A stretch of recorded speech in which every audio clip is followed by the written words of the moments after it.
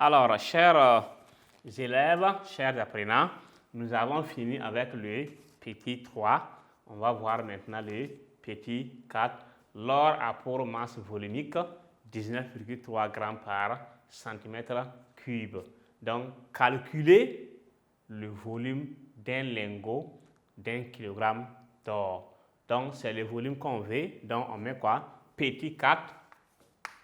Calculons le volume d'un lingot d'1 kg d'or. Calculons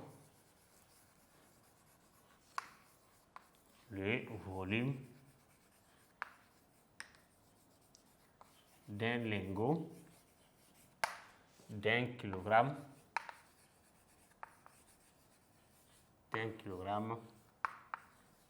d'or. Donc, alors, quand c'est comme ça, qu'est-ce qu'on fait? On écrit les données qu'on a. On a 19,3, ça c'est quoi? Ça c'est la masse volume. Donc, A égale à 19,3 grammes par quoi? Grammes par centimètre cube. Et on regarde encore qu'est-ce qu'on a. On parle de le volume d'un lingot d'1 kg. Ça, c'est la masse. 1 kg. Donc, M égale à 1 kg. Or, on sait que 1 kg égale à combien de grammes? Égale à 1000 grammes. On sait comment convertir ça. Maintenant, quand on regarde, on a ici la masse volumique. On connaît aussi la masse. Il reste quoi? Il reste donc le volume. Or, on avait vu que masse volumique était égale à quoi? M sur V. Et cela signifie que si on veut tirer V, on aura quoi? Donc, si masse volumique égale à masse divisé par volume, si on tire V, donc V égale à quoi? V égale à M sur quoi? Sur A. V égale à M sur A. Maintenant, mais si on veut AM, M ça fait A fois V, directement comme ça fois ça. Mais si on veut V, vous ramenez V à la place de A et A prend la place de V. Donc, c'est qu'il y a des méthodes simples que vous voulez souvent pour ne pas oublier. Donc, V prend la place de A et A revient ici. Donc, V égale à M sur A. Si c'est M en V, c'est directement A fois V. Donc, voici les trois formules. Application numérique. Donc, on met ça. Application numérique. V égale.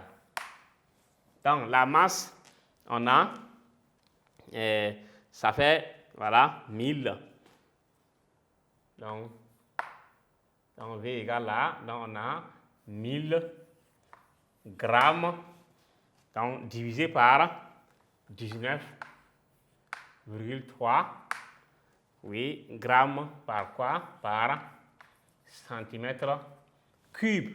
Donc, si on fait le calcul, on va avoir combien? On va avoir V égale à combien? À 51,81 centimètres cubes. Donc, alors ici, pourquoi on obtient centimètres cubes? On vous explique un peu.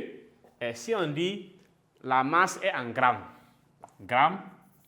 vous avez la masse en grammes, et la masse volumique c'est en grammes par centimètre cube. Donc, on divise par grammes encore sur, donc quand on met par, c'est une division par centimètre cube. Et donc quand on essaie d'inverser, on va avoir, ça va donner grammes, oui, sur, donc multiplié par l'inverse. Donc grammes multiplié par centimètre cube sur grammes. Donc les grammes vont se simplifier et ça va rester centimètre cube. Donc, alors, chers élèves, chers apprenants, donc voici les solutions, voilà, qu'on a pu proposer pour cet exercice d'application. Donc, il s'agissait donc de la masse volumique en définition. La masse volumique d'une substance homogène, c'est quoi? C'est le quotient de sa masse par son volume. Et l'unité internationale de la masse volumique, c'est le kilogramme par mètre cube. Et en 3, la masse volumique de l'aluminium, ici, on connaît la masse, on connaît le volume. Donc, or, par définition, A égale à quoi? M sur V. Donc, quand on fait la division, on va trouver 2,7 grammes par centimètre cube.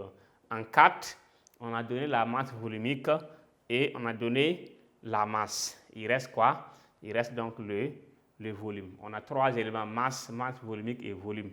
Si on connaît 2, on cherche maintenant le manquant. Donc ici, à travers donc la formule principale, masse volumique égale à M divisé par quoi?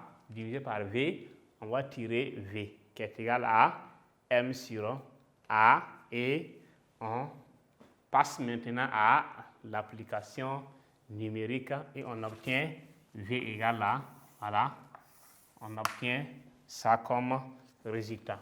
Alors, chers élèves, chers apprenants, nous sommes donc au terme de cette phase qui était donc la partie exercice.